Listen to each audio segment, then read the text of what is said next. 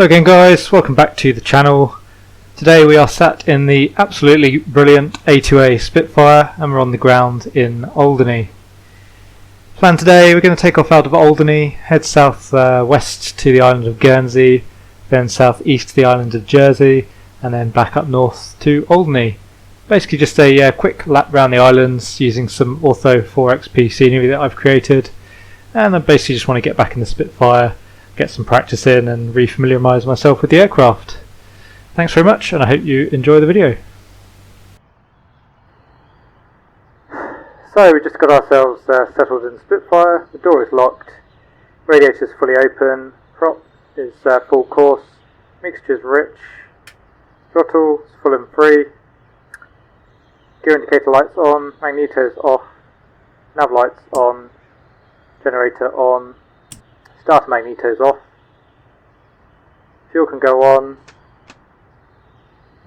have 11 gallons in the top tank, bottom tank is full, which is enough for today's flight. Everything looks good, it's 15 degrees outside so we'll prime 5 times.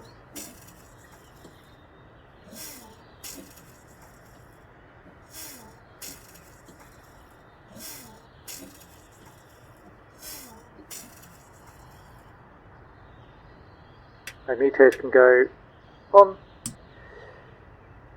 is clear, clear prop,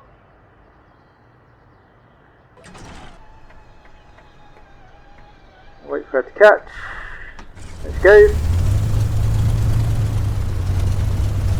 so lock the primer, starter mag can go off, oil pressure is good, it's running a little bit rough so we'll just leave the throttle open a bit. Oil temperature slowly coming up. We'll wait for the temperature to increase. We'll set the QFE on the altimeter. Just a local flight, so there's no need to set the QNH. And we'll set the directional indicator.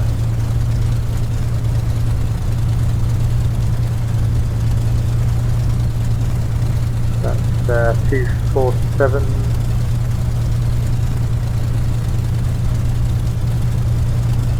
247. Set the park brake. Engine seems to be running a bit smoother now, so we'll bring the power back. Tell our ground guys to disconnect the accumulator trolley, and they can hold down the tail for the run up. It's clear behind. Engine's running nicely now, so we'll do our run up. Go full boost.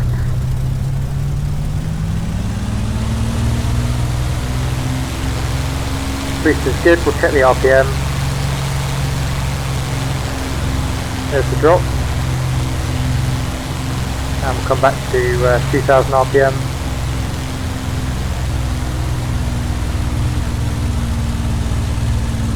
And check the magnetos.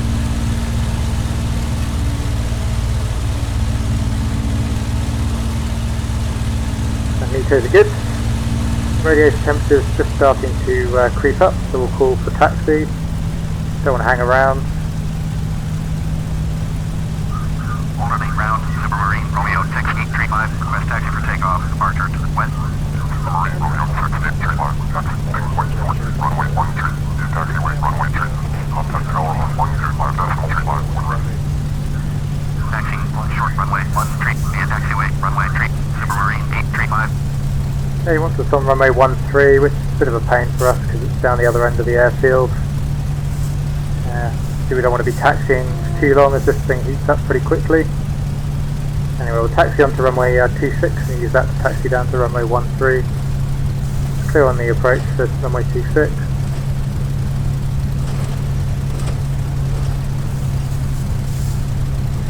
Yeah, you've really got to be conscious of the radiator temperature in the Spitfire.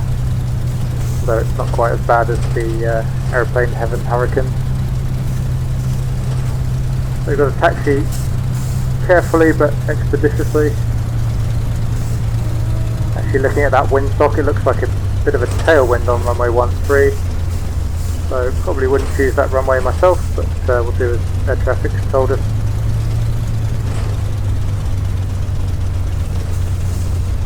You can't request a different runway in P3D.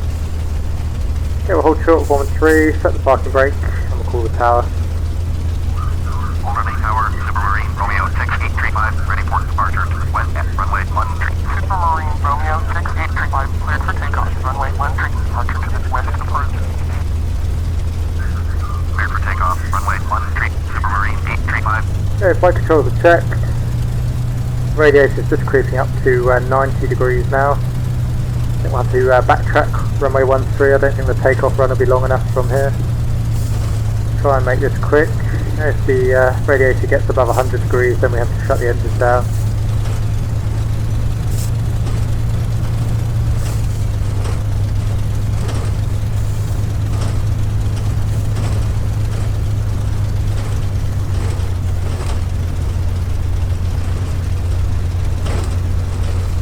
Okay, that should be good enough. Swing around, try not to ground loop.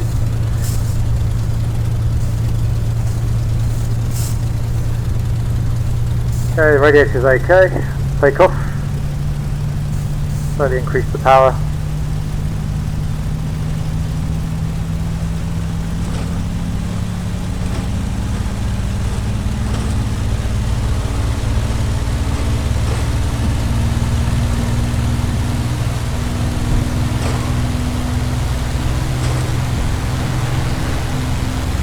And we're up.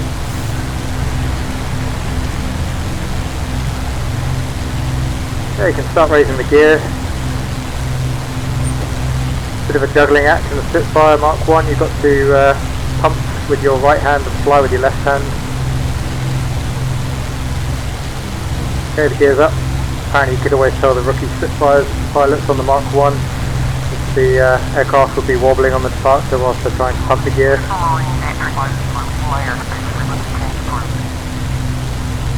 Okay, just coming back slightly on the power for the climb. Close the canopy. 228 is the heading we want for Guernsey. We just cleared Guernsey's airspace, but we'll leave them on frequency for our return. Sorry, I say Guernsey, I mean Alderney. There is the island of Alderney. We'll get a better look at the scenery when we come back.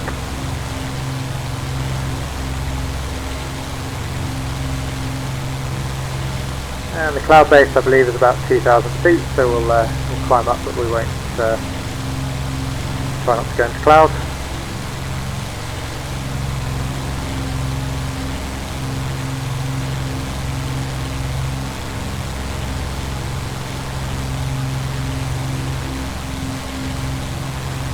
Level off to 2,000 feet. We'll let the speed come up to 220 miles an hour before we reduce the power. Radiator temperature is looking okay. You can already see Guernsey off the nose. Just 220 miles an hour. Come back to -2 on the boost and about 2200 on the RPM. It's a very conservative power setting for the Spitfire, but I find she flies along still quite nicely at that power setting. Still does a good speed, and it helps save the engine, which is important in an A2A aircraft.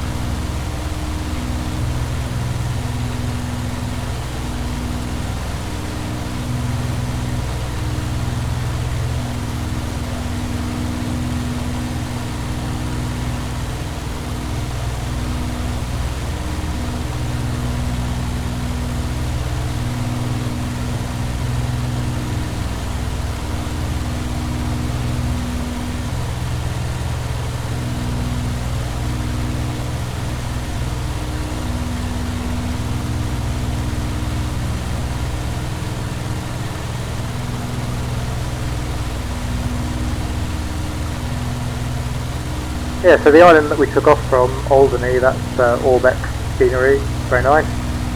The other two islands, Guernsey and Jersey, unfortunately ORBX don't have any scenery for those, although apparently it is in the pipeline. So I made some scenery using Auto 4XP for the other two islands. Anyone that doesn't know Auto 4XP, it's a free program you can download, and it will allow you to inject satellite imagery from sites like Google and Bing into the simulator, so you can have photo scenery in the simulator. I find these days I don't like to fly with anything that isn't photo scenery, so I use the program all the time if I can't find decent payware scenery. Just set the radiator for the cruise setting now. It's 90 degrees, so good. Yeah, the photo imagery, it depends on the source imagery, but you can get a good source, then it comes out very nicely in the sim. The AutoGen is a new addition to P3D. It's a bit patchy at the moment, but the developer does acknowledge it still needs some work. So the big island off our nose, that's Guernsey, and the small island to the left of that is Herm Island, and then we've got Sark Island off at our 10 o'clock. Sark does have some restricted airspace around it, so we'll try and avoid flying too close to that.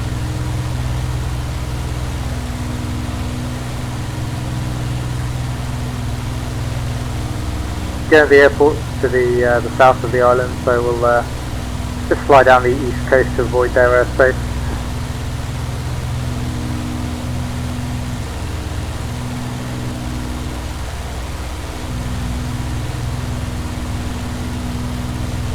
And looks like the weather's improving as the morning's going on, which is nice. I wanted to do this flight yesterday, but it was overcast at 700 feet, so it wasn't really much point. There should be a fort just on the northern tip of the island here, called Fort Le Marchand. I'm not sure if we'll be able to see it in the auto scenery. I suspect probably not.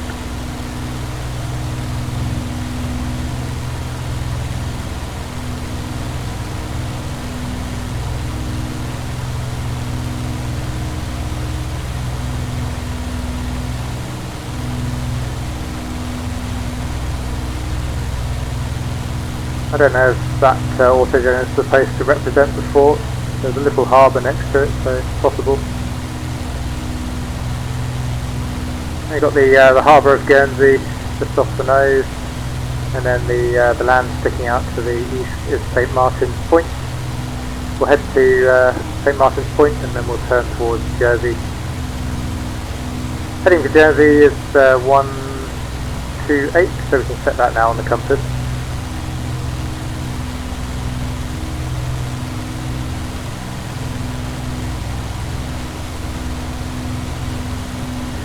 So with it being such a nice day, you can actually already see Jersey.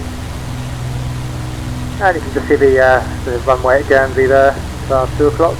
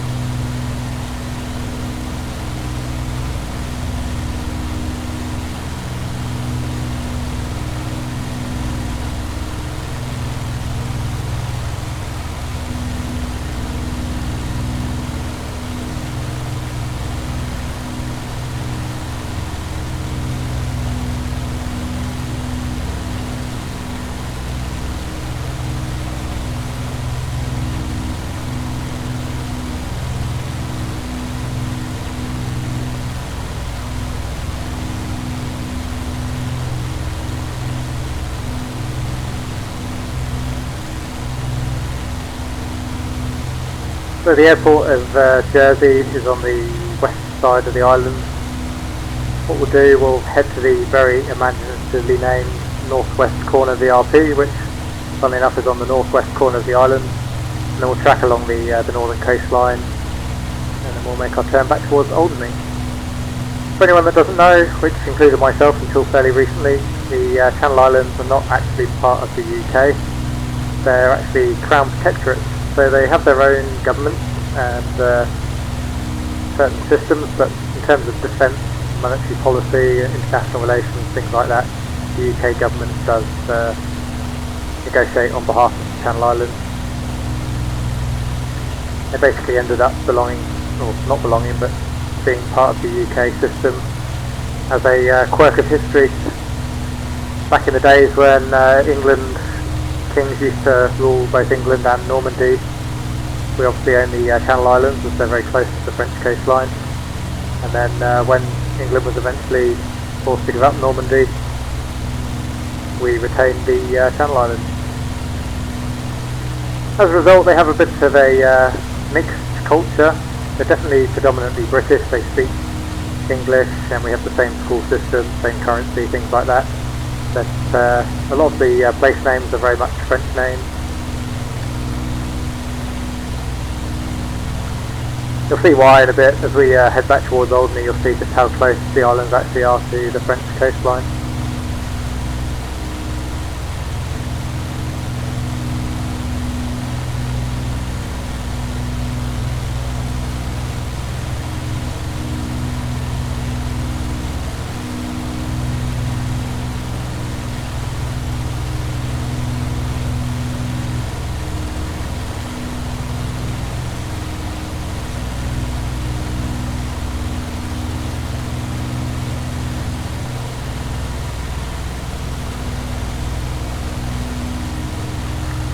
So again, when we get a bit closer to the island, you get a chance to look at the Auto 4XP scenery. You'll see that the imagery is pretty good, but the autogen, as I say, is a little bit patchy. But fair play to the developers. I mean, it's a great add-on, and I've always been missing the lack of photo scenery in the past with flight simulators. Makes a big difference for me. It means you can navigate everywhere visually using VFR rules, which is what I predominantly like to do in the sim. So this is the northwest corner of the RP. Can't quite make out the airport yet, but it's just inland of the bit of land sticking out to the west over there.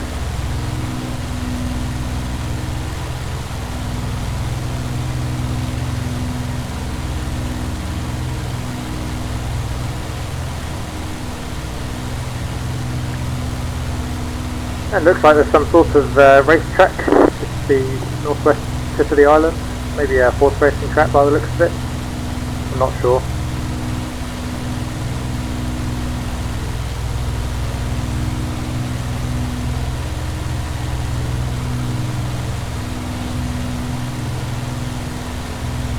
It's a little bit trickier to make out Jersey Airport. As I say, we'll keep clear. Oh, there you go, you can just see the runway actually. As I say, we'll keep clear of their airspace. We'll start a gentle turn towards the north, which will take us back to Alderney. And already you can see a vague outline of the French coast out to the east, but that will come into view much more as we head north.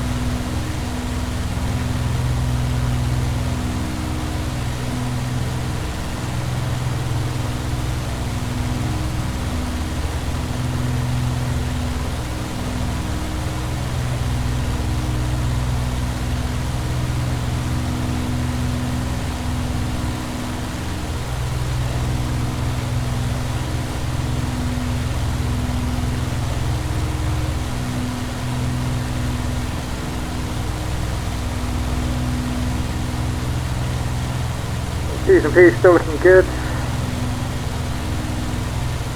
Top tank's basically empty now, so we'll expect the bottom tank to start draining soon. Just the Stark and a bit of Guernsey off to the west.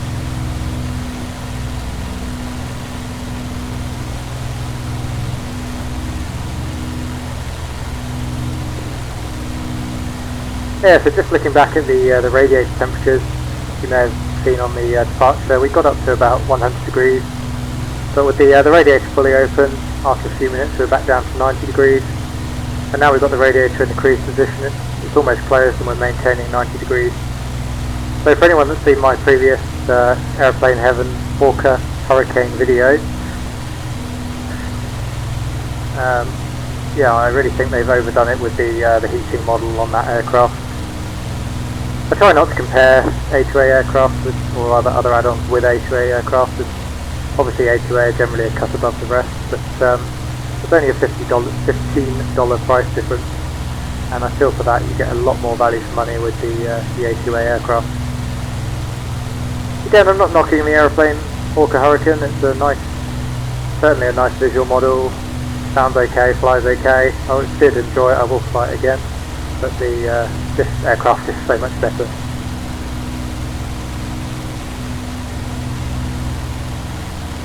You might think it was quite a common sight to see Spitfires over the Channel Islands during the war, but actually the Channel Islands were held by the Germans during the war for almost the entire duration of the war. There probably didn't see too many Spitfires or Hurricanes in this part of the world until the invasion of Normandy. See the French coast a little bit more now. In fact, we will see the beaches of Normandy a little bit later on. I'm sure most of you know that's where the D-Day landings took place.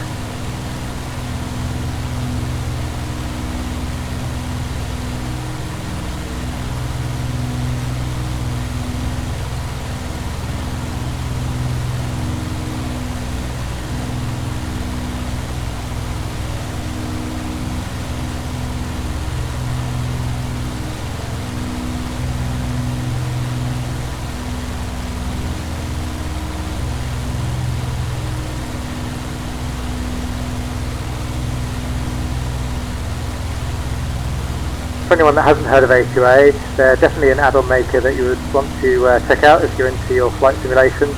They make some of the most accurate add-ons for Flight Simulator, I would say the most accurate, to the point that one of the companies operating Spitfires in the UK actually uses this flight model for their simulator. That's how good the model is. The flight models are very accurate, and to the point where you really have to watch all your engine gauges, look after the engine, look after the aircraft, otherwise things will break and you will suffer the consequences. So if you are looking to enhance your simming experience a bit more and you haven't already tried an A2A aircraft, I strongly recommend it. The A2A T40 Tomahawk was actually free for a while. I don't know if that's any longer the case. If it is, I thoroughly recommend downloading it and giving it a go. My personal favourite has to be the Spitfire though, but obviously I'm just being a massive bias for it. This aircraft's amazing in VR as well. It's so immersive, you know, most of us are never going to get the chance to fly a Spitfire. This is probably as close as unfortunately we'll get, but it's still a pretty cool experience. So you can probably just about make out the beaches of Normandy now off at our 2 o'clock, I think.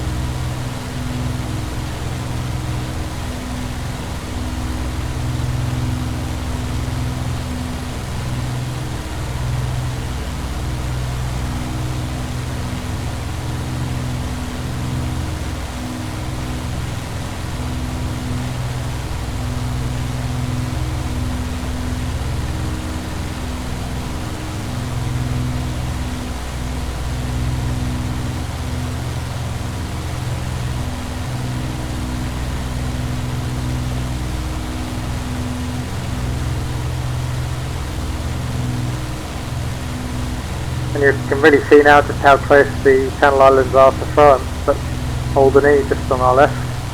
That's the coast of France off on our right. They're almost right next door to each other. The English coast is a long way off to the northeast across the channel.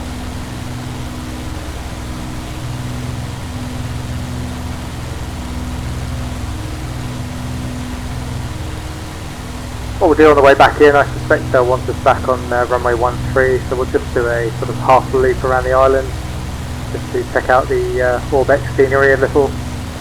I'd like to do a scenic tour of the island in a video, but it's such a small island that it only probably lasts a few minutes. I'll have a think and see if I can come up with an aircraft that's slow enough to really make doing a tour worth it. Nicely done scenery. I believe it's actually done by a different developer originally, and then ORBX took it over. Anyway, we'll call the tower and let them know we're inbound for landing. Alderney Tower, Supermarine Romeo 6835, 900 miles southeast to land. Supermarine Romeo 6835, Alderney Tower, continues approach, runway 13, and 101 feet. Continues approach, runway 13, Supermarine 835. Yeah, so she does want us on, or rather he wants us on runway 13. So we'll do our loop as planned, and we won't bother setting the QNH because we already set the QFE. One last look at the French coastline. You can see the beaches much more clearly now.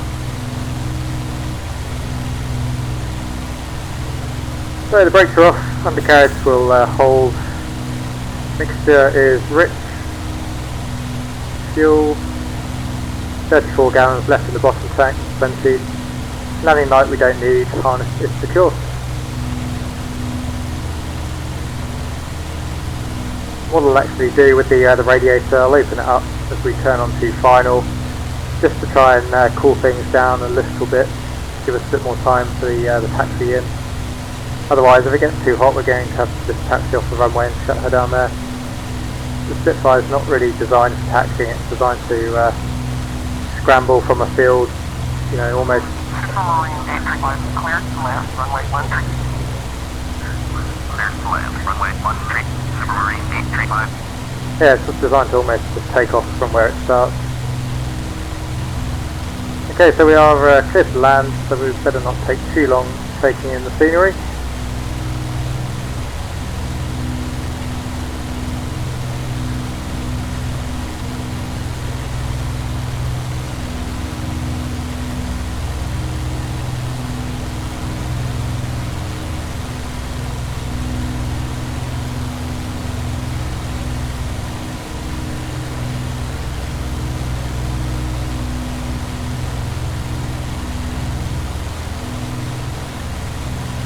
As you'll see in a second, it is very nice scenery from ORBX. You might notice a few graphical glitches. That's nothing to do with the scenery, that's my Auto 4XP scenery just interfering with the ORBX scenery, unfortunately. In case you were thinking of purchasing the scenery, it's not the problem of the developer. You see what looks like a fort out on that small island off our left wing.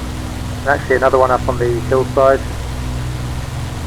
Rather lovely beach just down below. I suppose it makes sense that the island would be pretty heavily fortified given its proximity to France and all the hundreds of years that France and England were intermittently at war with one another. There's another fort just off the wing now actually. There's some really lovely looking beaches. Yeah, a place I'd quite like to visit. Especially on a day as nice as today. Make out runway 26 now at the airfield. We'll make a nice gradual turnaround for a final on to 13. Sounds like it's quiet on the radio.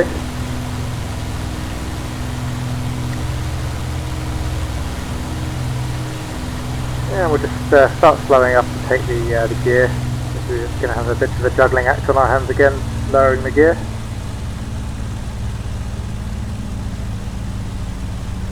It's actually even trickier on final because we have to lower the gear with our right hand, fly with our left hand, which means we can't use the throttle, so we just have to adjust the pitch to keep our airspeed, keep a little bit of altitude in hand to do that. Okay, it's below 160. Start pumping the gear down.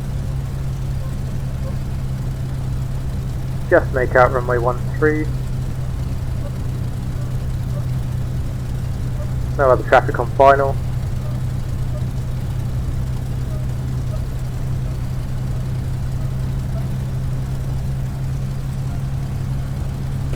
Okay, 2 flunks, the gear is down. Open the canopy. Speeds below 140 miles an hour, we can lower the flaps. Okay, the flaps. So I'll just open the radiator in anticipation.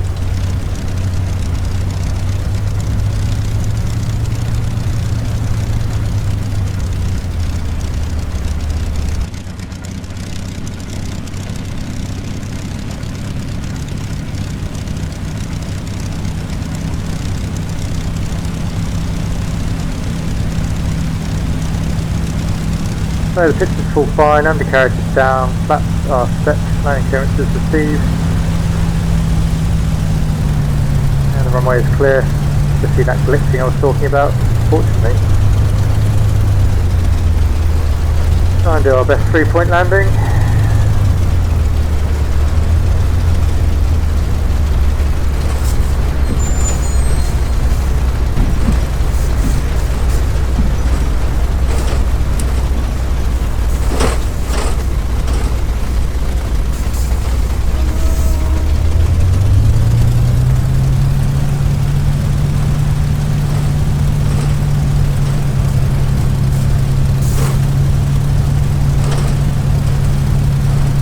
Temperature doing okay, it's up about 90 degrees, so we might just be able to taxi back in time.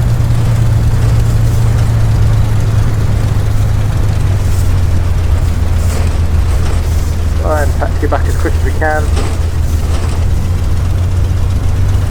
Again, you can't taxi too fast in this thing or you end up a bit of a mess or possibly ground looping. Be okay.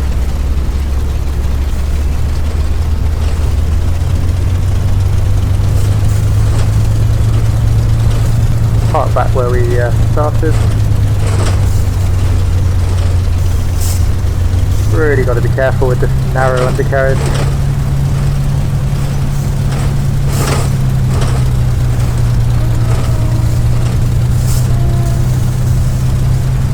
Okay.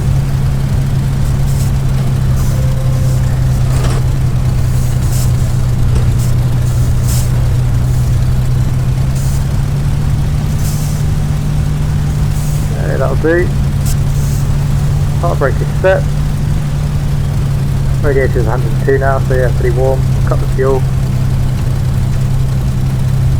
And we just leave it running until she starts to cough, and then we pull the rough, slow running cutout.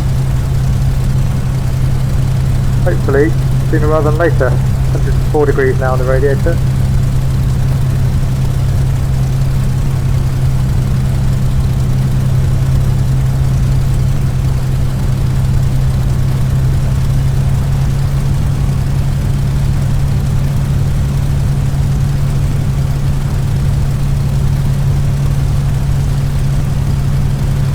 There we go. Pull the cutout.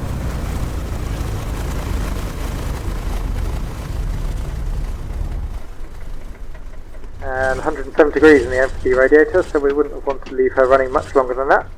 So gear indicator light can go off, mags off, nav lights off, generator off, fuel is off. We'll just reset the trim to neutral.